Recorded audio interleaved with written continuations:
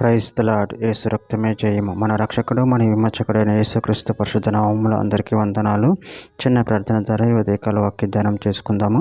పరిశుద్ధుడ మహాగణుడైన దేవ యేసయ్య సర్వాధికారి నాయన మీకే వేలాది వందనములు కృతజ్ఞత స్తుతి స్తోత్రం చెల్లించుకుంటున్న దేవ ఉదయకాలం ప్రభు వాక్య భాగం ధ్యానిస్తుండగా వాక్య భాగం మాకు అర్థమగులు సహాయం చేసి మీ కృపలో బలపరిచి ఆయన నీ నామానికి మహిమ తెచ్చు కలిగినట్టు ప్రభు మమ్మల్ని వాడుకోమని చిన్న ప్రార్థన యేసుక్రీస్తు అతి పరిశుద్ధ నామములో అడిగి వేడుకుంటున్నాను తండ్రి. Amen amen. హబక్కూకు గ్రంథం 3వ అధ్యాయం 18వ వచనము. నేను యెహోవా యందు ఆనందించేదను, నా రక్షణకర్త అయిన నా దేవుని యందు నేను సంతోషించేదను. ఆమెన్. దేవుడి వాక్య భాగం దీవించును గాక.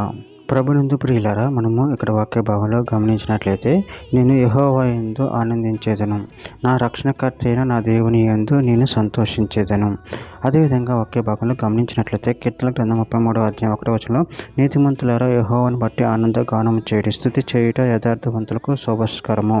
కీర్తన గ్రంథం 118వ అధ్యాయం 15వ వచనం నీతిమంతుల గుడారములలో రక్షణను గూర్చిన ఉత్సాహ సునాదము వినబడును, యెహోవా దక్షిణాస్తం సాహస కార్యములను చేయును.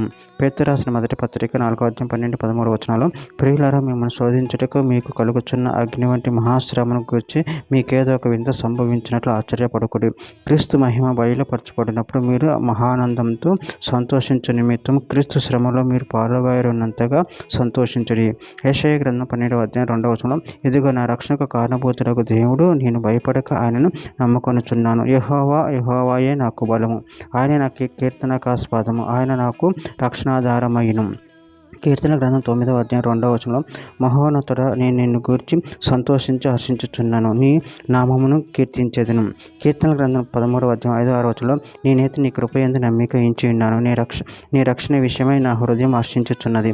యెహోవా నాకు మహోపకారం చేసి ఉన్నాడు, నేను ఆయనను కీర్తించేదను.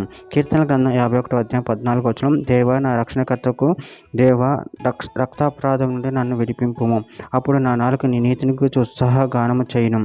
కీర్తన గ్రంథం 73వ అధ్యాయం 25వ వచనంలో ఆకాశమందు నువ్వు తప్ప నాకెవరున్నారు, నువ్వు నాకుండగా లోకంలో ఉన్నది ఏది నాకు అక్కర్లేదు. చివరిగా ఒక మాట యెషయా గ్రంథం 29వ అధ్యాయం 19వ వచనం యెహోవా యందు దీనులకు కలుగు సంతోషము అధికమగును, మనుషులలో బీదులు ఇశ్రాయేలు యొక్క పరిశుద్ధ దేవుని యందు ఆనందించెదరు. ఆమె. దేవుని వాక్య భాగం దీవించగాక. చిన్న ప్రార్థన చేసుకుందాము. పరిశుద్ధుడ మహాగణుడైన దేవా, మీరు ఇచ్చిన వాక్య దినాన్ని ప్రభు కృతజ్ఞతలు చెల్లించుకుంటూ ప్రభు మేము ఎల్లప్పుడూ నీ యందు నీ నామమును ఆశ్రయించి నిన్ను మహిమపరచ గణపరచేవారు ఉన్న శక్తిని బలాన్ని మాకు అనుగ్రహించి మీ కృపలో బలపరిచి స్థిరపరచమని చిన్న ప్రార్థన యేసుక్రీస్తు పరిశుద్ధ నామములో అడిగి వేడుకుంటున్నాను తండ్రి. ఆమెన్.